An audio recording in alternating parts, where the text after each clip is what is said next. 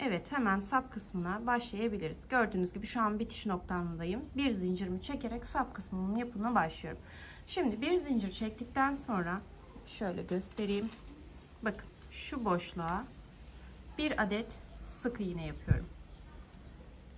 Yerimi belirlemek amacıyla plastik tutucularımla son yaptığım sık iğnemin ilmeğinin tepesine takıyorum ki kafa karışıklığı olmasın. Şimdi devam edelim. Sık iğne yaptığım noktaya, aynı yere bir adet daha sık iğne yapıyorum. Buradaki işlemim tamam. Şimdi hemen şu yandaki boşluğuma 2 adet sık iğnemi yapıyorum. Şimdi bunu takip eden bütün ilmek tepelerime birer adet şuradan başlayarak sık iğnelerimi yapıyorum. Şurada tek kanat almayın, bakın bollaşır, çantanızın kötü bir görüntüsü olur. Her zaman şu çift kanadı alın. Şöyle göstereyim.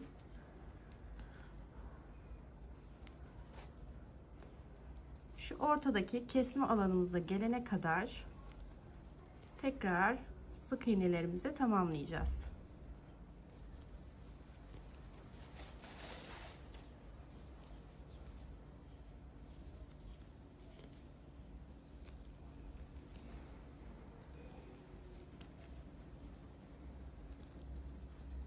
Bir alt sırada şuradaki kesme işlemini yapmıştık.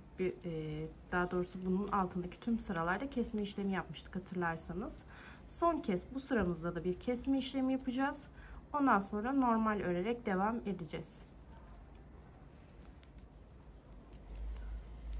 Neredeyse kesme alanıma kadar geldim.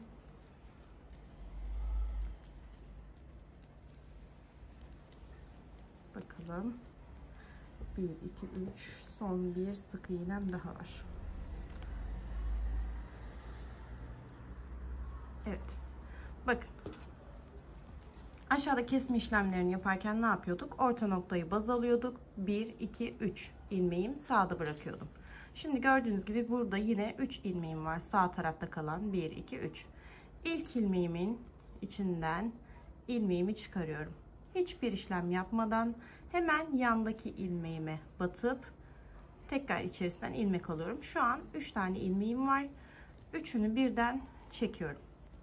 Sağda ne yapıyorduk? Bir tane boş bırakıyorduk. Solda da bir tane boş bırakıp hemen şöyle tekrar göstereyim. Bakın orta noktam.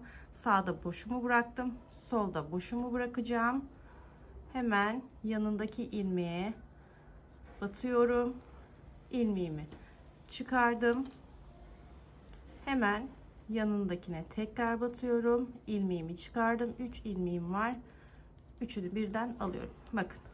Şuradaki muntazamlığı devam ettirmiş oluyoruz. Kesme işlemini bu sırada da devam ettiriyoruz dediğim gibi. Bundan sonraki herhangi bir sırada kesme işlemini yapmayacağız artık. Şimdi yine bütün ilmeklerimin tepesine sık iğnelerimi yaparak devam ediyorum.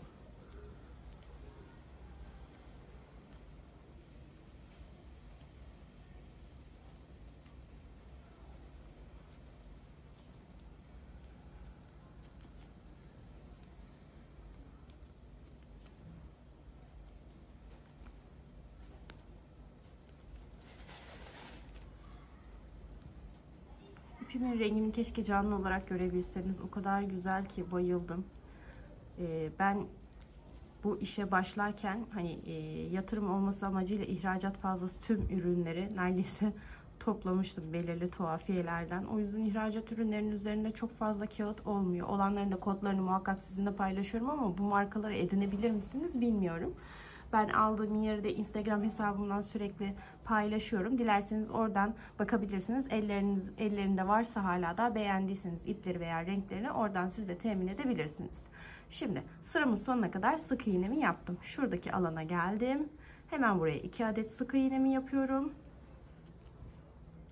Şimdi bakın şu araya giriyorum. 2 tane fıstığımız vardı ya şuralarda. Hemen bunun bakın ara noktasına, tam ortasına buraya 1 2 3 adet sık iğnemi yerleştiriyorum.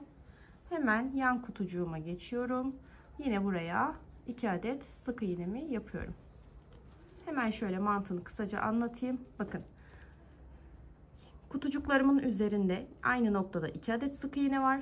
Fıstıklarımın arasında 3 adet sık iğne var. Yine kutucuğumun içerisinde 2 adet sık iğne var. Bundan sonra devam eden ilmeklerimin hepsinde birer adet sık iğne var. Ta ki şu kesme noktama gelene kadar. Şimdi bütün çerçeveyi bu şekilde ilerleteceğiz. Tekrar bir kesme göstereyim. Ondan sonra sıramızın sonuna kadar yapalım. İkinci sıramızda tekrar buluşalım. Hemen ben şimdi sıramın sonuna kadar hızlıca gelmeye çalışacağım.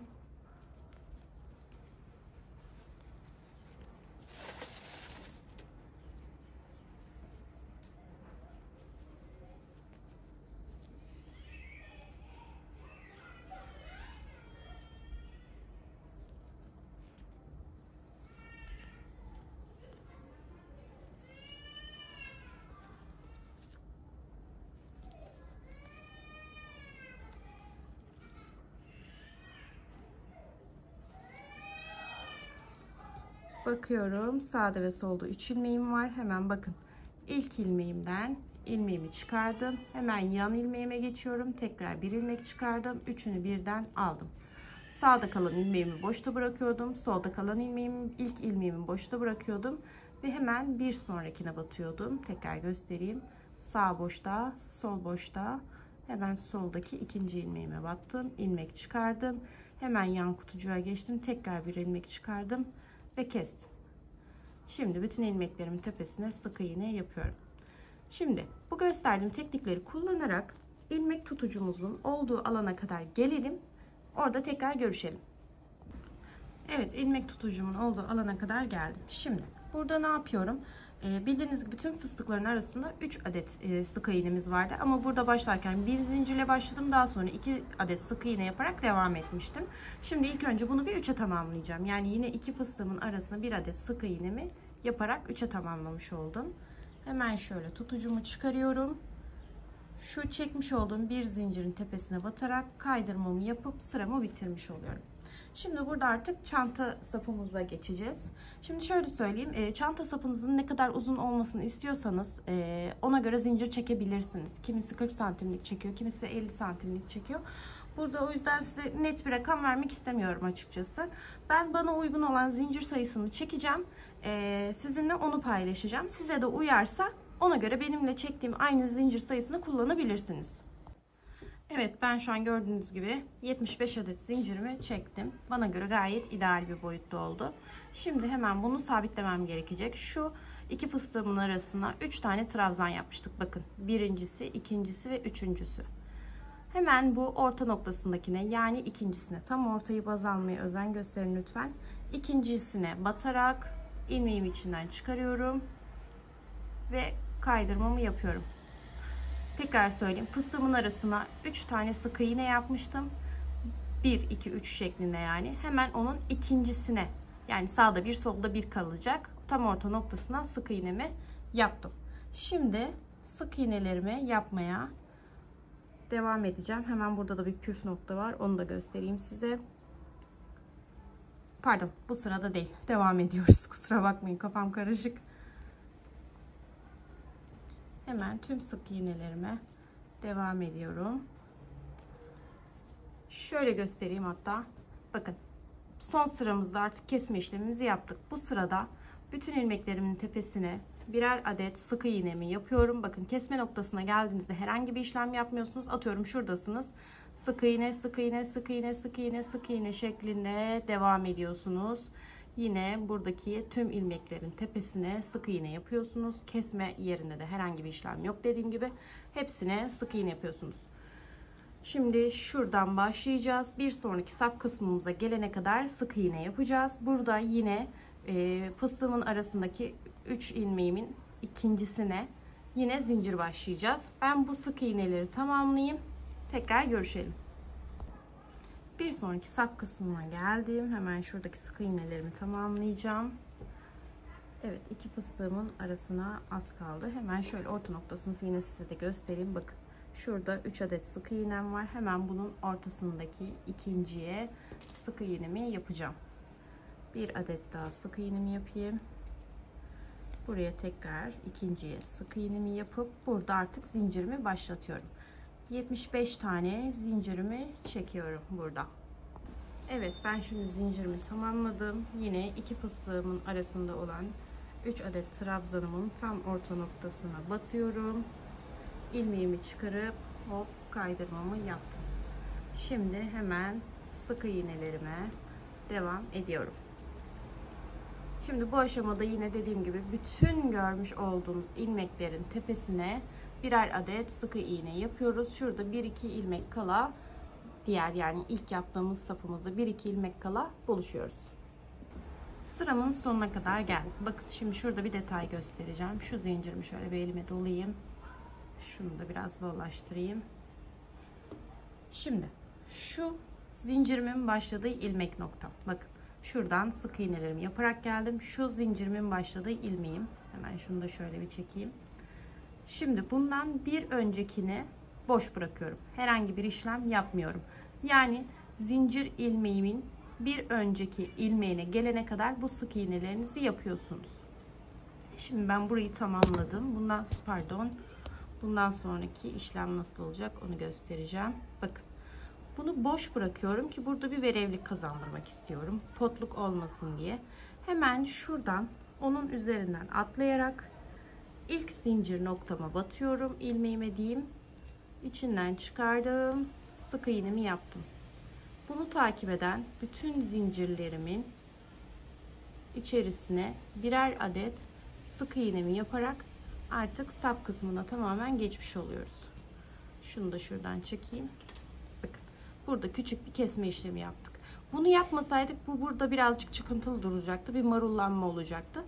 Biz onun olmaması adına zincirimizin başladığı ilmekten bir önceki ilmeğe herhangi bir işlem yapmadan onu atlayarak direkt zincirimize başladık. Şimdi bütün zincirlerimizin tepesine sık iğnemizi yapıyoruz. Zincirimizin sonuna geldiğinde yine aynı işlemi bitirirken nasıl yapacaksınız onu göstereceğim. Ondan sonra tekrar görüşelim. Evet, sapımdaki zincirlerimin hepsine ben şu şekilde sık iğnemi yaptım. Son ilmeğime de, yani son zincirime de sık iğnemi yaptım. Şimdi ne yapıyorduk? Bakın şu benim son zincirim, askı kısmındaki, buraya son ilmeğimi üzerine bir adet sık iğnemi yaptım. Hemen onu takip eden şu gövde kısmındaki sık iğnemin ilkini yine boş bırakıp atlıyorum, yani hemen bir sonrakine batarak sık iğnemi yapıyorum. Şuradaki işlemi bitişte de yapmış oluyorum. Şimdi sık iğnelerime aynı şekilde devam edeceğim. Bir sonraki çanta sapıma gelene kadar buradaki tüm ilmeklerin tepesine sık iğnemizi yapacağız. Daha sonra yine burada bir önceki, yani askı kısmımızdan bir önceki ilmeği atlayarak direkt yine zincirimizin bütün zincir tepelerine sık iğnemizi yapacağız. Şöyle döndüreyim. Yine burada da bir tane atlayarak diğerine geçerek diğer gövde kısmının tüm sık iğnelerini tamamlayacağız. Burada ilk sık iğnelerimize başladığımız askıya gelene kadar yapalım. İkinci sıramızda tekrar görüşelim. İlk sıramın sonuna kadar geldim ben. Şöyle son sık iğnemi yapacağım. Bakın şuraya şu verevlik katmak için yapmış olduğumuz bir küçük bir alan oluşuyor. Bu bir tane yaparken sık iğne atlamıştık ya, onu yaptığımızda otomatikman şurada bir hafif boşluk oluşuyor. Hemen oraya batıyorum. İlmeğimi çıkarıp içinden kaydıracağım. Daha sonra ipimi burada kesiyorum. Aslında bu çanta askımız iki kısımdan oluşuyor. Dış çerçeveleme ve iç çerçeveleme. Biz şu anda dış çerçeve işlemini bitirmiş olduk. Şimdi iç kısma geçeceğiz. Daha sonra bu ipleri temizleyeceğim. Bakın şu anda görünüşü bu şekilde. İnce olsun saplar istiyorsanız bu şekilde bırakabilirsiniz. Daha kalın bir askı istiyorsanız iç çerçeveyi yapmanız gerekir. Şimdi hemen iç çerçeveleme işlemine başlıyorum. İpimin sökülmemesi için hemen şöyle ucunu küçük bir bağlayacağım. Siz yakabilirsiniz. Bakın. Şimdi şu zincirimin, yani çanta askısına ait zincirimin ilk ilmeği. Burada bir tane atlayacağım alan var. Hemen onun yanından şöyle ipimi alarak başlayacağım ben.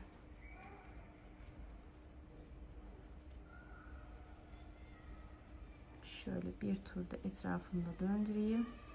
Bir zincirimi çekiyorum. Hemen tüm ilmeklerimin tepesine sıkı iğnemi başlıyorum. Burada anlaşılmayan bir şey olmamıştır umarım. Şöyle göstereyim. Bakın çanta sapım, şu son zincirim. Çanta hani 75 zincir çekmiştik ya, şu 75 adet zincirimin ilk zinciri. Burada bir tane boşluk bırakıyoruz. Hemen bir yandakinden tığımızdan ilmek alarak bir zincir çekerek başlıyoruz. Şimdi şu kısma bakın, bütün ilmeklerimin tepesine hiç atlamadan yine burada son 1-2 ilmek kalana kadar bu tüm ilmeklerimin tepesine birer tane sık iğnemi yaparak devam edeceğim. Evet, ben bu alandaki tüm sık iğnelerimi gördüğünüz gibi tamamladım. Şimdi çanta sapıma geldim. Şimdi burada yine çantamızın dış kısmında olduğu gibi verevlik katmak amaçlı tekrar yine aynı işlemi yapacağız. Burada nasıl yapacağız? Hemen onu göstereceğim. Bakın şurası benim çanta askımın 75 zincirle başlayan alanımın ilk zinciri. Hemen bir önceki ilmeği yine boş bırakarak hemen şöyle tığımı alayım. Bakın o ilk göstermiş olduğum noktayı bunu boş bırakıyorum ve zincirimin başladığı ilk ilmeğe batarak sık iğnemi yapıyorum. Hemen şunu da düşmüşken alayım. Şimdi görmüş olduğunuz gibi tüm ilmeklerimin tepesine sık iğnemi yaparak devam edeceğim. Bütün çanta askımın bu görmüş olduğunuz 75 zincirin şu an iç kısmındayım. Bakın çerçevenin iç kısmındayım, dışta değilim. Hemen bu iç kısmına bütün askım boyunca sık iğnemi yaparak tekrar bu iç noktaya kadar gelelim. Şu an askımın bitiş noktasındayım. Bakın yine 75 zincirle başladığım ilk zincirimi son iğnesini yapmış oldum. Şu sap kısmından bahsediyorum. Yine bakın arada şurada bir adet boş ilmeğimi bıraktım. Yani gövde kısmındaki ilk boş ilmeğimi bıraktım. Hemen şurada bir zincir çektiğim alan vardı ya, onun tepesine batıyorum. İlmeğimi çıkarıp kaydırma işlemimi yapıp bir zincirimi çekiyorum. Şimdi ipimi keseceğim. Şöyle ucunu hemen sabitleyeyim.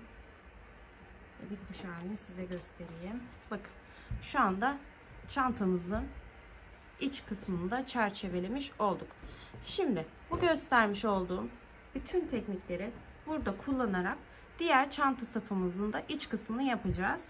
Nasıl başlayacağız? Şurada herhangi bir alandan başlayacaksınız. Bakın şöyle göstereyim. Tüm ilmeklerimizin tepesine hiç atlamadan sık iğnemizi yapıyorsunuz. Sonra çanta askımıza geldiğimizde arada bir adet boşluk bırakarak diğer çanta askımızın geçişini yapıp tüm ilmeklerin tepesine sık iğnemizi yapıyorsunuz. Yine burada bir adet boşluğumuz var. Onu atlayarak direkt buradan sık iğneye başladığınız noktaya kadar geliyorsunuz ve bir zincirle başladığınız ilk alana batarak kaydırma işleminizi yapıp ipinizi kestiğinizde ikinci çanta sapımız da bitmiş olacaktır. Ben de şimdi ikinci çanta sapımı yapacağım. Geleceğim. Evet hanımlar, benim çantam bu şekilde oldu. Umarım beğenmişsinizdir. Çantamı beğendiyseniz kanalıma abone olmayı, videomu beğenmeyi, yorum yapmayı unutmazsanız çok sevinirim.